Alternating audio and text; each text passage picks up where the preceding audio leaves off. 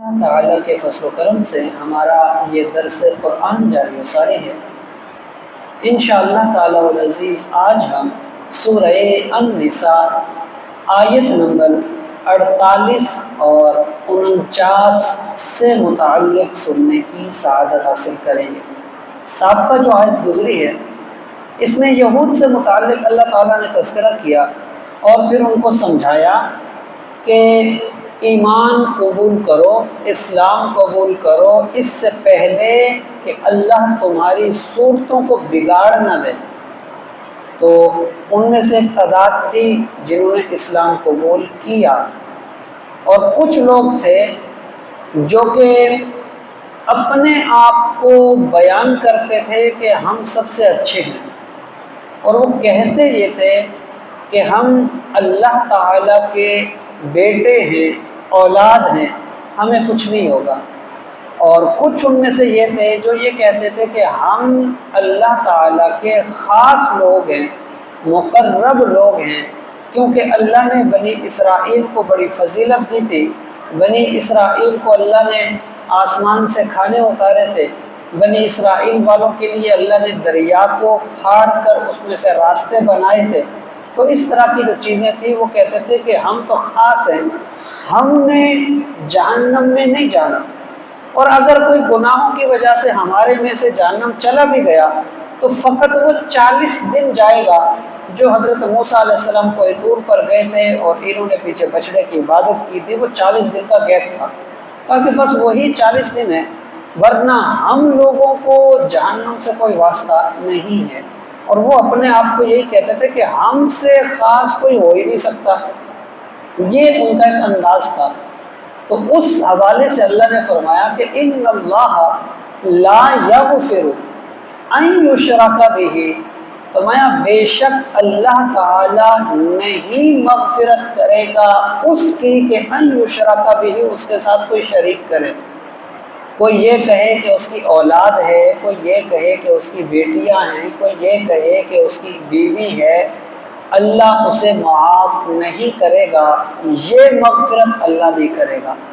اور فرمایا وَيَغْفِرُ مَا دُونَ ذَلِكَ لِمَن يَشَاءُ، اور بخش دے گا، مغفرت کر دے گا اللہ تعالیٰ اس کے علاوہ لمن یشاء، جس کو وہ چاہے گا۔ علماء یہاں پر ایک چیز یہ بیان کرتے ہیں کہ مراد اس سے یہ ہے کہ مشرک اللہ معاف نہیں کرے گا، شرک والے کو اللہ معاف نہیں کرے گا، اس نے واضح فرما دیا۔ اس کے علاوہ کوئی کتنا ہی بڑا گنہگار کیوں نہ ہو وہ ایمان والا، گنہگار کتنا ہی بڑا کیوں نہ ہو، اللہ تعالیٰ اسے چاہے معاف کر دے، حساب ہی نہ لے، چاہے حساب لے کے جب اس کے گناہ ثابت ہو جائیں تب معاف کر دے، چاہے اسے اللہ کچھ نہ کچھ سزا دے کر پھر معاف کرے، لیکن یہ ہے کہ اللہ اسے معاف کر دے گا، چاہے سزا کے بعد جنت میں دے یا چاہے ویسے بغیر حساب جنت بھیج دے، اللہ کی مرضی پر ہے، لیکن یہ کہ اللہ اسے معاف کر دے گا۔ لیکن مشرک کو اللہ معاف نہیں کرے گا جو اللہ کے ساتھ کسی کو خدا جانے۔ اور فرمایا وَمَن یشرک بِاللَّهِ، اور جو شخص اللہ کے ساتھ شریک کرتا ہے کسی کو، فَقَدِ افْتَرَىٰ إِثْمًا عَظِيمًا، تحقیق اس نے افطرا یعنی کہ جھوٹ باندھا اور بہت بڑا باندھا، اللہ پر اس نے بہت ہی بڑی جھوٹی بات کی، تو فرمایا یہ بہت بڑا گناہ ہے۔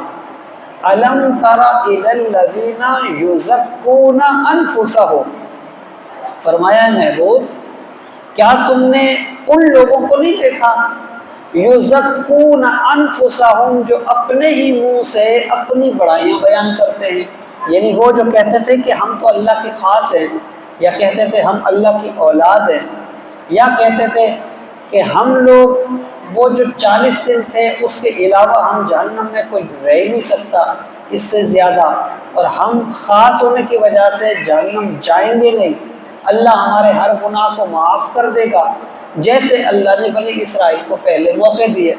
بڑے بڑے انہوں نے گناہ کیے، اللہ پھر معاف کر دیتا تھا، پھر معاف کر دیتا تھا، پھر معاف کر دیتا تھا۔ یہ بنی اسرائیل میں تفصیل کے ساتھ یہ پیچھے اس کا واقعہ ہے بھی صحیح، اور البقرہ میں بھی اس کا تفصیل کے ساتھ بہت ساری تفصیل اس کی گزر چکی۔ تو یہ تمام تر باتیں اس میں وہ کہتے تھے کہ ہمیں کچھ نہیں ہونا، تو اللہ نے وہ چیز کی کہ الم تری الی الذین یزکون انفسہم، خود ہی اپنی بڑائی بیان کرتے ہیں۔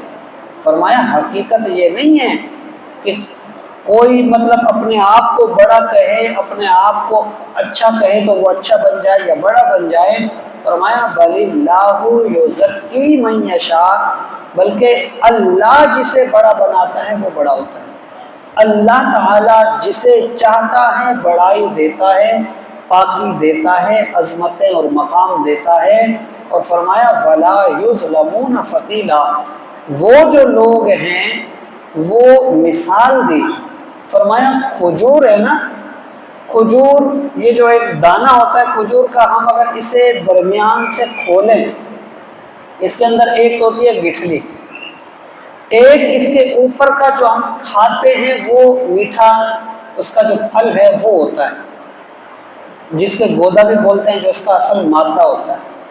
گٹھلی اور اس مادے کے درمیان میں ایک بالکل باریک سی جھلی ہوتی ہے، جب ہم اسے کھولتے ہیں بالکل باریک سی ایک جھلی ہوتی ہے جو گٹھلی اور اس مادے کے درمیان میں ہوتی ہے۔ یہاں اللہ نے اس کا ذکر کیا اور فرمایا ولا یظلمون فتیلا، ان میں سے کوئی بندہ اس کھجور کے اندر والی گٹھلی کے ظلم نہیں کرے گا کہ اس جھلی کے برابر بھی کوئی فرق آ سکے۔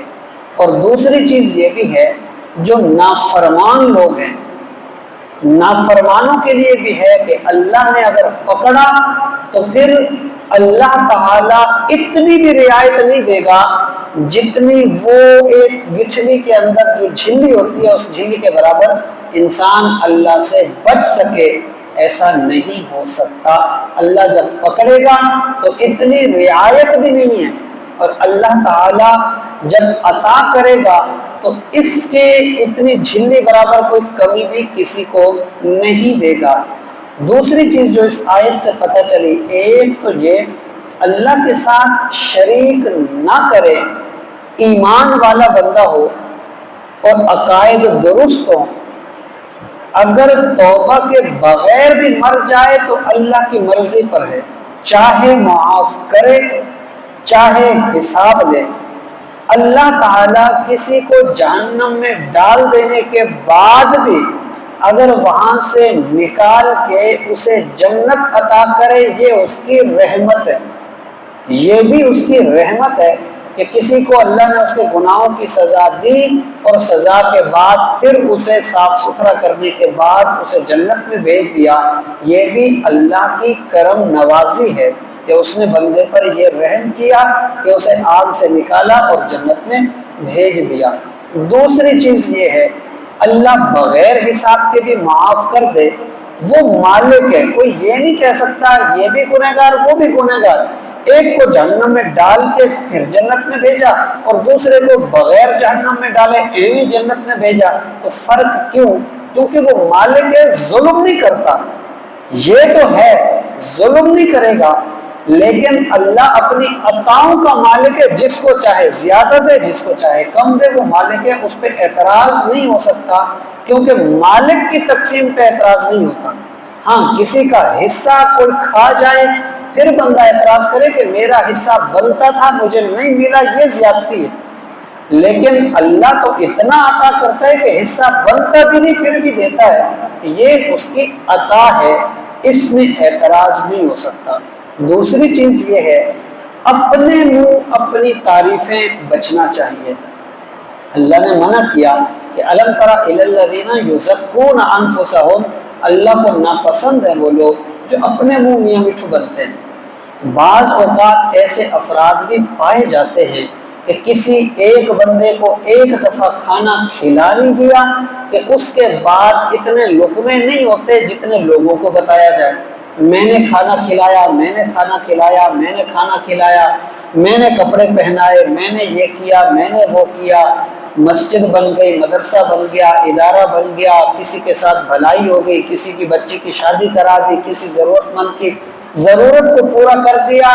جو کر دیا وہ نظر آتا ہے، اور جو نظر آ رہا ہے اس کو بتانے کی ضرورت نہیں پڑتی۔ اور یہ بھی آتا ہے کہ جو بندہ اپنی کوئی نیکی کرے اور اس کے بعد پھر اس کا اظہار کرے، اس کی وہ نیکی ضائع کر دی جاتی ہے، اس کا وہ عمل ختم کر دیا جاتا ہے، کیونکہ اس نے اس عمل کو وہ بتا کے ختم کر دیا۔ ایک حکایت بھی کہیں پڑھی تھی کہ ایک مالک تھا، ایک اس کا غلام تھا، نوکر تھا۔ حج سے واپسی آ رہے تھے مالک اور نوکر، غلام، آقا اور غلام۔ تو راستے میں کہیں پیدل سفر ہوتے تھے، رات پڑی، اب بھوک بھی لگی ان کو، تو آقا نے کہا اپنے غلام سے کہ جاؤ قریب میں آبادی ہے، آبادی میں کسی گھر میں جا کر ان لوگوں سے کہو کہ ہم مسافر ہیں، حج کر کے آ رہے ہیں، ہم حاجی ہیں، تو ہمیں کچھ کھانا کھلا دو، ہمارے لیے کچھ اہتمام کر دو۔ تو وہ گیا، اس نے کہا کہ بھئی ہم لوگ اس طرح سے آ رہے ہیں، حج کر کے آ رہے ہیں، اور ہماری کوئی خدمت کر دو، ہمیں کھانا کھلا دو۔ تو لوگوں نے کھانا دیا، یہ کھانا لے آیا، مالک کو بھی کھلایا، خود بھی کھایا۔ رات گزر گئی، اگلا دن سفر گزارا، سفر کے بعد شام ہوئی، کہیں رات پڑی، تو اس نے دوبارہ یہی بات کی۔ وہ گیا، اس نے اس طرح سے الفاظ دہرائے، اور وہ کھانا ملا، کھانا لے آیا، مالک کو بھی کھلایا، خود بھی کھایا۔ آگے بڑھے، تیسری رات پڑی۔ اب جب آقا نے اپنے نوکر کو کہا نا کہ جاؤ اور اس طرح سے کہو، تو نوکر نے کہا آقا پہلی رات جب ہمیں پڑی تھی نا تو میں نے اپنا حج بیچ کر کھانا لے لیا تھا، دوسری رات پڑی میں نے آپ کا حج بیچ کر، کیونکہ ہم حاجی ہیں حاجی ہیں حاجی ہیں کہہ کر آپ کا بھی حج دیا، اور اس کے بدلے میں نے کھانا لیا اور ہم دونوں نے کھایا۔ آج آپ کا حج بھی نہیں بچا، میرا بھی نہیں بچا، آج کون سا عمل بیچیں گے؟ آج کس عمل کو ظاہر کر کے لوگوں کو کہیں کہ ہم فلاں ہیں اور ہمیں کھانا کھلاؤ؟ تو یہ ایک سبق ہے کہ پہلے اللہ کے اولیاء کرام کس نظر سے اپنے اعمال کو دیکھا کرتے تھے۔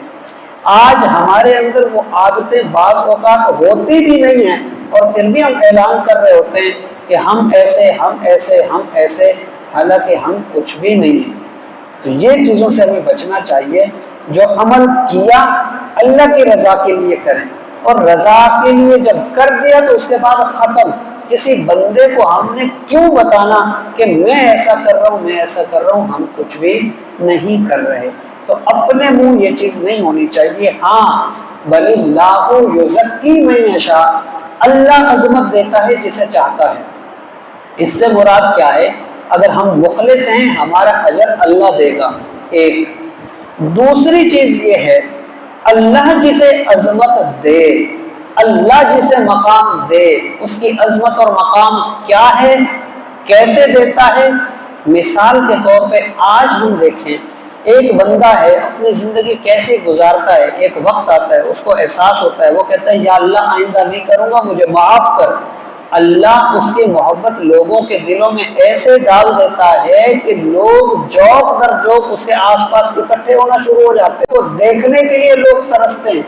آج ہم اولیاء اعظام کو دیکھ لیں، ان کی زندگیاں دیکھ لیں، پیران اعظام جو صاحب جو کامل شریعت پر پابند ہیں، ان کو دیکھ لیں کہ کس طرح سے دنیا ان کی ایک جھلک کے لیے ترستی ہے، دنیا ان کی گفتگو کے لیے ترستی ہے، ان کی آواز سننا پریشان حالوں کی پریشانی کو دور کر دیتا ہے، ان کے پاس تھوڑی دیر کے لیے بیٹھنا انسان کے دل کی تسلی کا سبب بن جاتا ہے۔ وجہ کیا ہے؟ وجہ یہ ہے کہ یہ لوگ اپنے منہ سے نہیں کہہ رہے ہوتے کہ میں نے یہ کیا میں نے یہ کیا، بلکہ بل اللہ یزکی من یشاء، اللہ نے یہ عظمت دی ہوتی ہے، اور اللہ یہ عظمتیں صرف تب تک نہیں دیتا، دنیا داری ہے، لوگ عزت کرتے ہیں احترام کرتے ہیں جب تک آپ کے پاس پاور ہے، جب آپ کے پاس پیسہ ختم پاور ختم لوگ بات تک نہیں سنتے آپ کی۔ ہمارے سامنے بہت ساری مثالیں ہیں، لیکن اولیاء اعظام کو دیکھیں، مزار میں چلے گئے، صاحب مزار ہو گئے، دنیا آج بھی ان کے مزار پہ کھڑی ہے، ان کی شکل نہیں دیکھی، کبھی ان کے بارے میں جانتے بھی نہیں کہ یہ کیا کیسے، کچھ بھی نہیں جانتے، فقط نام پتہ ہوتا ہے۔ آج جس مزار پہ دیکھیں آپ کو وہاں پر ہاتھ پھیلائے لوگ ملیں گے جو ان صاحب مزار کی برکتوں کے لیے وہاں پہنچتے ہیں۔ یہ ہے بل اللہ یزکی من یشاء، جب تک حیات تھے دنیا تب بھی فائدہ اٹھا رہی تھی، صاحب مزار ہو گئے دنیا پھر بھی ان کا پیچھا نہیں چھوڑتی۔ وجہ یہی ہے جسے اللہ پاک کرے وہ قیامت تک عظمتوں والا بن جاتا ہے، اور جو اپنے منہ پاکی تلاش کرے وہ بندہ رسوا ہو جاتا ہے، اس پر اعتراضات ہوتے ہیں، اس سے دنیا دور بھاگتی ہے۔ یار جب اس کے پاس بیٹھو اس کی اپنی بات ہوتی ہے، اس کی اپنی بات ہوتی ہے، دنیا اس کے قریب نہیں جاتی۔ اور جو اللہ کی بڑائی بیان کرے اور جسے پھر اللہ بڑا کر دے، دنیا پھر اس کے نقش قدم کو تلاش کرتی ہے اور اس کی برکتیں حاصل کرتی ہے۔ اللہ تعالیٰ سے دعا ہے اللہ تعالیٰ ہمیں اپنی زندگی کو بھی درست انداز میں گزارنے کی توفیق عطا فرمائے، اور جو اللہ کے عظمت دیے ہوئے لوگ ہیں، انعام دیے ہوئے لوگ ہیں، اولیاء اعظام ہیں، اللہ ہمیں ان کی صحبتوں سے فیض یاب فرمائے۔ وما علینا الا البلاغ المبین۔